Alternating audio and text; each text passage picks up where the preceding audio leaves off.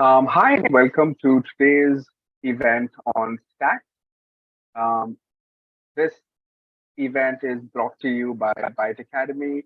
Um, let's begin with the event where we talk about stacked data structures. Data structures are containers which hold data. Now, there exist different types and structures of containers which can hold data in different forms. We have come across standard data structures or data types in computer science. Few examples are array data structure, linked list data structure. You have stacks and queues. You have trees, graphs, which are popular data structures which hold data in different forms, right? The goal of these data structures is to store the data.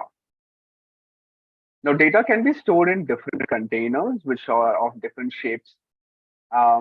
Each of the different data structures hold different properties to store and manage data. Okay. So an array data structure is a container which holds elements in a sequential form, indexed by their indexing positions. Um, Similarly, you have various other data structures which hold data in different forms.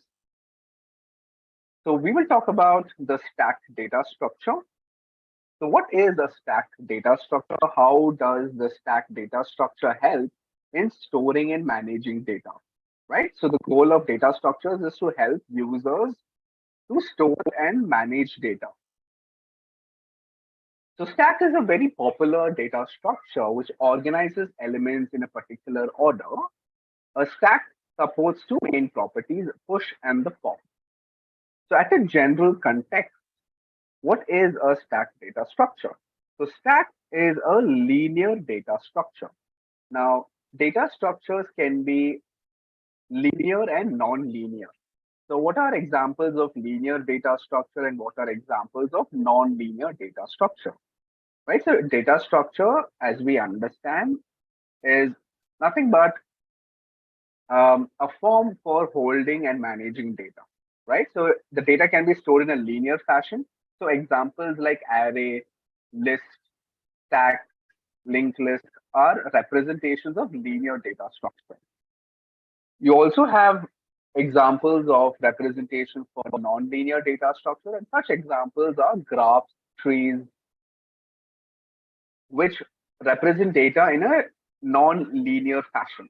Okay, in a linear fashion, if we want to store and manage data, we will implement list, array, stacks, and queues, and or linked list. If we are arranging the and managing data in a non-linear fashion, we will use graphs and trees as our data structure. So coming back to the topic for discussion, which is stacks. So stack is a linear data structure that allows a particular order in which the data can be stored and managed. All right. So every data structure has its own particular way of managing and storing the data.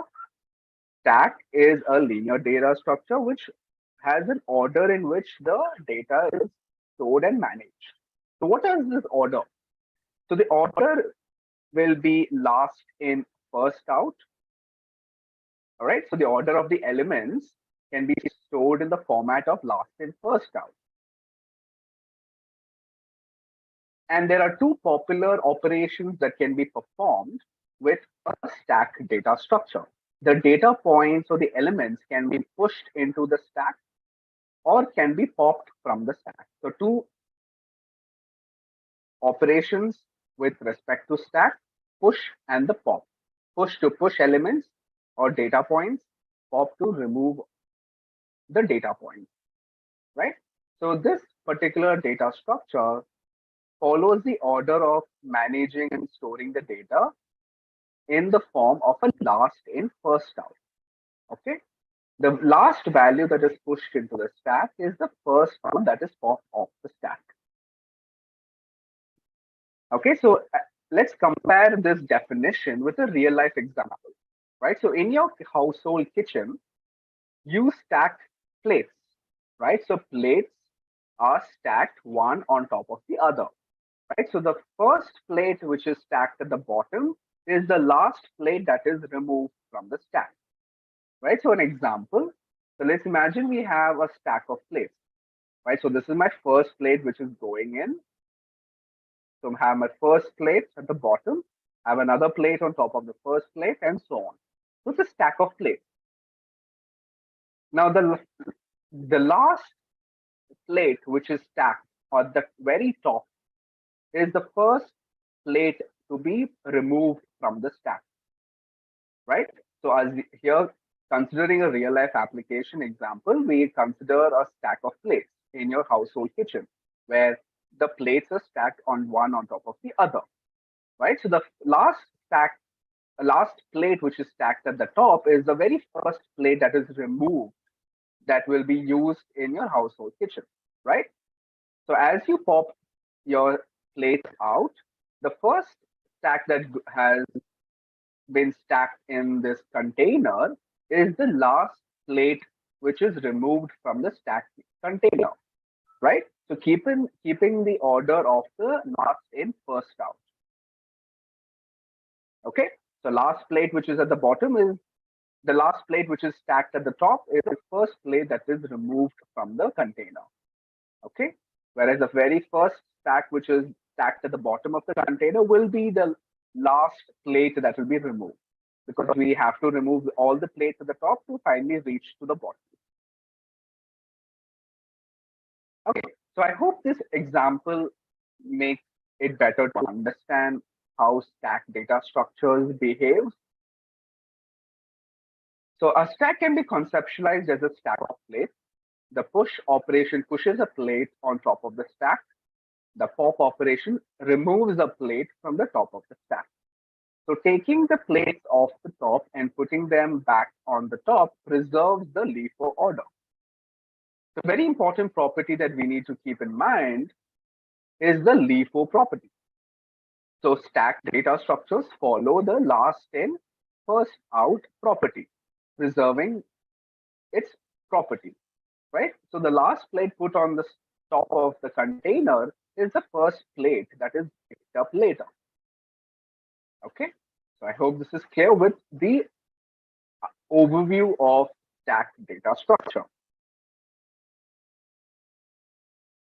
So one example we discussed is, the real life example of, a stack of plates.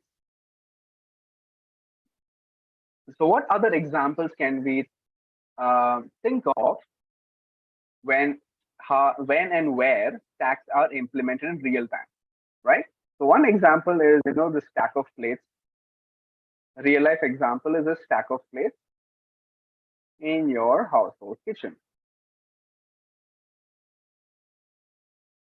right? This follows the property of the LIFO. Keep in mind, stacks follow the property of LIFO.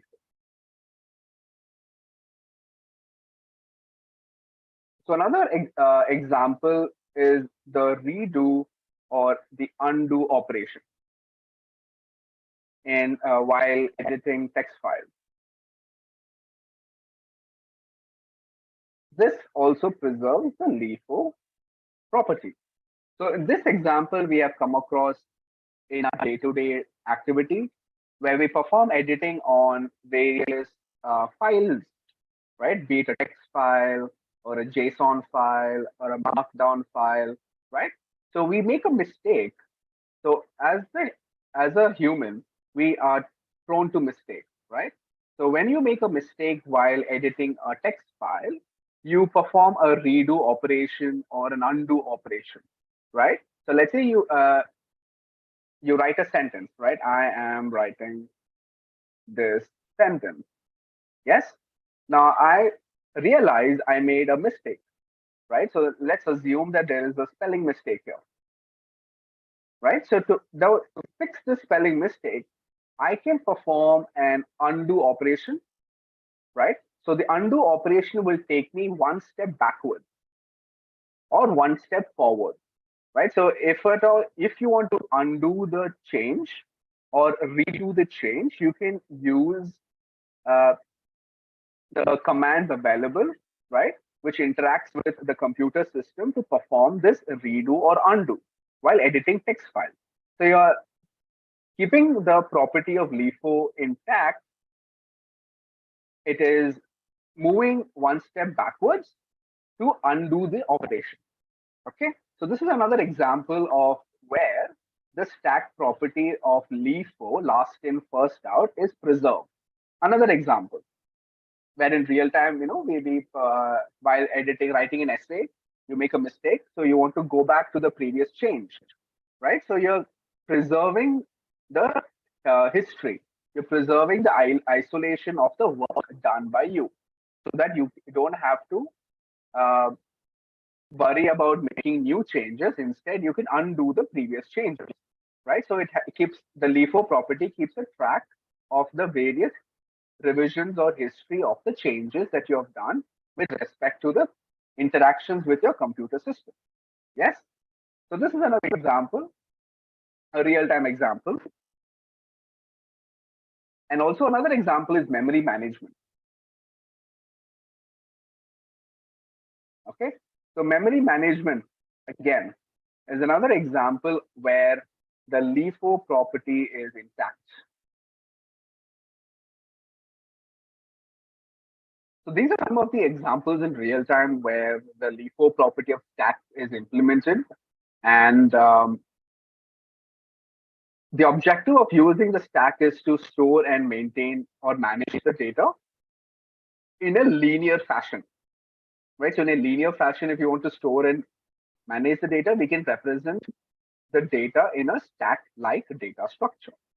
Okay, so it is very important we understand the theory and the application side of working with stacks. Remember the main important two operations are the push and the pop, and some of the use cases while working with stacks. Okay,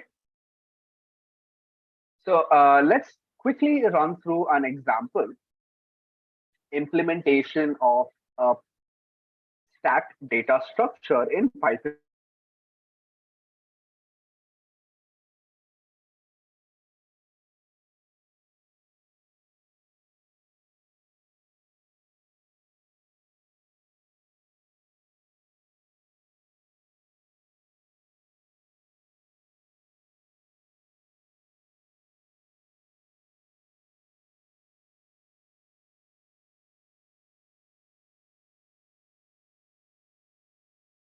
A stack. So here is an example.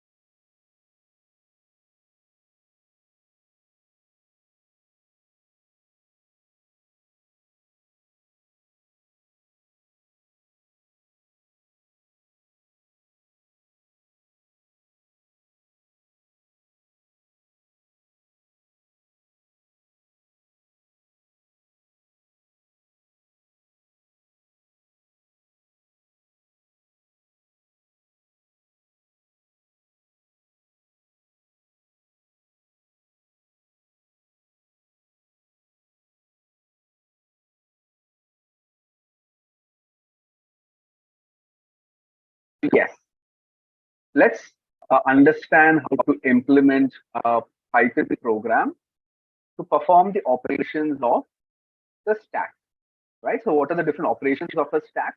We have the push and the pop. So here we are going to implement a stack using classes. Now, the question you can ask yourself is there a easy way to implement stacks? Yes, there is. In if you are familiar with Python programming, there is a data structure list. Okay, so the list data structure or the list data type preserves the property of a stack. Okay, so an example I can show you. So let's say we have a list. Okay, so let's create a list. Like I say 1, 2, 3, 4, 5. Okay, so there are five elements in the list.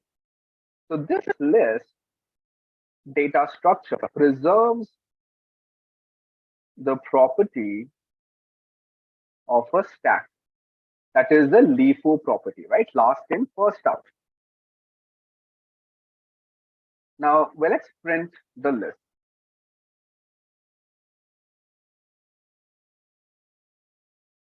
Okay. Now, the next step is I want to perform an push operation, right? So we understand that stacks in our example list preserves the property of a stack. Now, let's say I perform the operation of a append. Okay, so list one and dot append. So what is append? Append is a push method. Append is a push method to call in stack. So now when I print my list, you will notice that the value 6 has been inserted at the very end of the container, right? So let's imagine that this list is a container where elements are stacked 1, 2, 3, 4, and 5. So the new element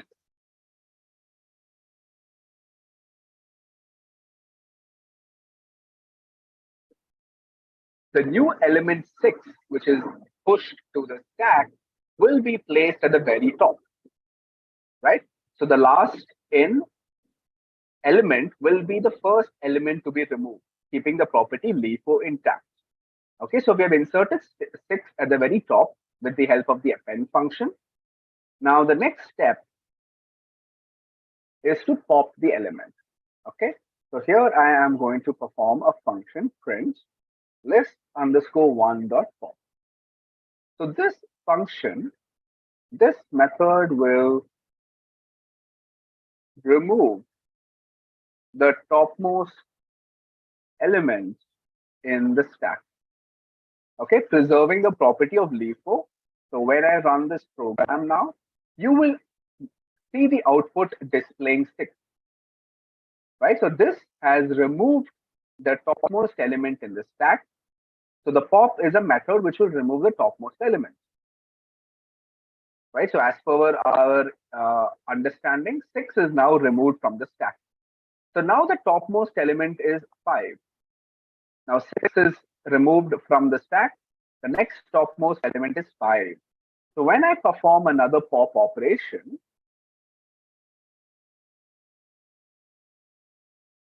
okay, so when I perform another pop operation, this will return 5. Okay, so you see here, as per the understanding, it preserves the property of LIFO. Last in, first out. Okay, so the last change that you make to your application can be the first change that you have made in production, right? So that's the understanding that you want to make with the stack data structure. I hope this is clear at a high level with the explanation of the list data structure, how stacks are implemented. Now, so this is one implementation of a stack using the list data structure, very simple and straightforward, as we can see, right? Another example implementation is using the concept of classes. Okay, so here we have a node class. So speaking about nodes, as I mentioned earlier, a node is nothing but an object which is containing the data point, and it also has a reference pointer to the next data point. Okay, so imagine that there is a stack of elements. You have 1, 2, 3, and at first, this is a node. So this node has the data element 1, which is a data point, and it also has a reference to the next element, which is stacked on top of 1. So this has a reference to 2, and 2 has a reference to 3. So this node will help us to understand which element is at the bottom which element is at the top of the bottom element, and preserves the indexing of the data element, right? So the nodes will help us to preserve the indexing position of the data elements, which are stacked in a container-like structure. So nodes will help us to preserve the data element and also keep a reference to the next data element. So the reference to the next data element is represented with the instance variable next. Okay, value will hold the value of the data point. Next will hold the reference to the next data point. And here is a dunder method, which will simply print the data point along with the next reference. So we want to understand if one is the bottom element, which is the next element stacked on top of one. So we can identify this with the help of nodes. Okay. So here we are defining a class node, which has two functions, an init function to define its attributes and a string representation function to display its attributes. We have a stack object, which has a init method to define the head of the stack. So what is the head of the stack? So the head of the stack will help us to identify which is the element at the very top, right? So assuming that there are 1, 2, 3 elements, and there's a fourth element at the top. So the head will help us to identify the element at the very top. So this is the head of the stack, right? So the head will point us to the topmost element of the stack. So since we want to perform traversing, or let's say we want to push elements or remove elements, the head position will continuously change. Okay, so if there's a new element on top of 4, the 5 will be the new head element. Okay, so keeping this in our understanding of stacks, we define this head parameter. We define a string representation method to represent your values. We have a function called push, which will push the elements into the stack. We have a pop function, which will pop elements from the stack. Right, so we are defining these functions at a logical level with the help of classes and objects. And these are functions defined within the object. Okay. So first we define our object to the class. We are pushing elements Monday, Tuesday, Wednesday, Thursday. Okay, so the first element that gets pushed is Monday. So assuming this is our stack, we have Monday at the very top.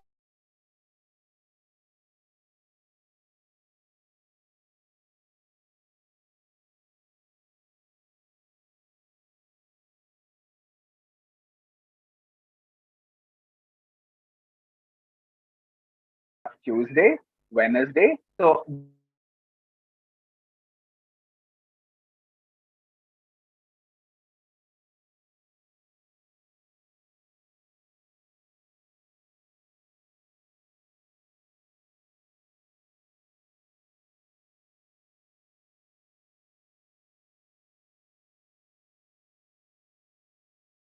elements are pushed into the stack.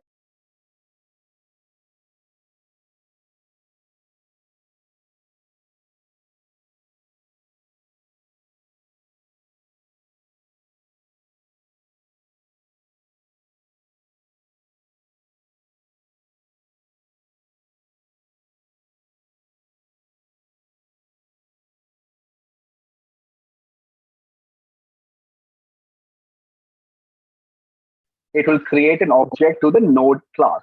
So here internally, we are performing a recursive call to trigger the node class, right? So the node class gets triggered, the value is set, and once Monday's reference is now Tuesday. Okay, so when as these values are stacked one on top of the other, Monday the reference will point to Tuesday, Tuesday's reference will point to Wednesday, Wednesday's reference will point to Thursday. And when we finally pop an element out, the topmost element Thursday is removed. So when I run this program,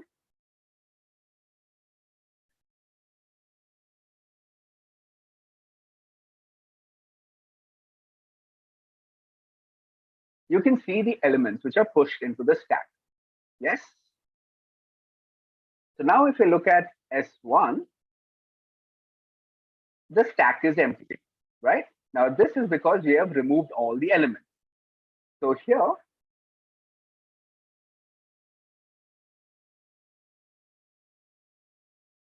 this explains the implementation of a stack with the push and the pop. Okay, so the push will push the element and pop will pop every element out of the stack. So there are multiple examples here with the implementation with respect to the stack. You have the push, the pop. The peek is another method that you can apply to look at the topmost element in the stack. So to identify which is the topmost element in the stack, we can use a function called peek. Okay. So in this example, if I run this example, let's uncomment these cells. Okay, so we are inserting 4 elements into the stack. We're checking if the stack is empty. So we have also defined a function called isEmpty. So this will check if the stack is empty. If there are no elements represented as head, it will return us true. Okay. Now in our case, it is returning false because there are elements in the stack. The stack is not empty, so it is false. Peek will return the topmost element in the stack. Now, which is the topmost element in the stack? Thursday, because Thursday is the last element which has been inserted into the stack. So peek will return. We have a function here, so which will return the head value. Okay, head is nothing but the topmost element of the stack with the value. Okay, so peek will return the topmost element. Pop, we understand what the pop will perform. The pop will remove the topmost element from the stack. Okay, so pop clearly is removing the topmost element from the stack, which is Thursday. Since Thursday is the last element that was pushed into the stack, the pop will remove the last element which was pushed into the stack. Okay, so now we are pushing in Sunday. So you see now Thursday is removed. So in the place of Thursday, Sunday is the head element in the stack. Okay, so when we perform the peek again, it will return Sunday because Sunday is the head element in the stack. Okay, so a lot of different functions can be created with respect to the stack. You can create function to push into the stack, a function to pop into the stack. Peek will return you the topmost element in the stack. This function will return whether the stack is empty or not empty. It will check if there are elements in the stack. If there are no elements, it will return true. If there are elements present in the stack, it will return false. Okay, so there are additional implementation examples with stacks. Okay, so what I'm going to do is I'm going to share this notebook on the Nestria channel and in the Python channel. So if any of you are part of the Nestria community, or you can also join the Nestria community by clicking on the invite from the description. Okay, you see the chat as well. You can join the Discord link and the Nestria platform, which is our community for education. Okay, so feel free to join these links, which will help you to get inside our community and access the material which was shared during this presentation. Okay, so that's it for the event today.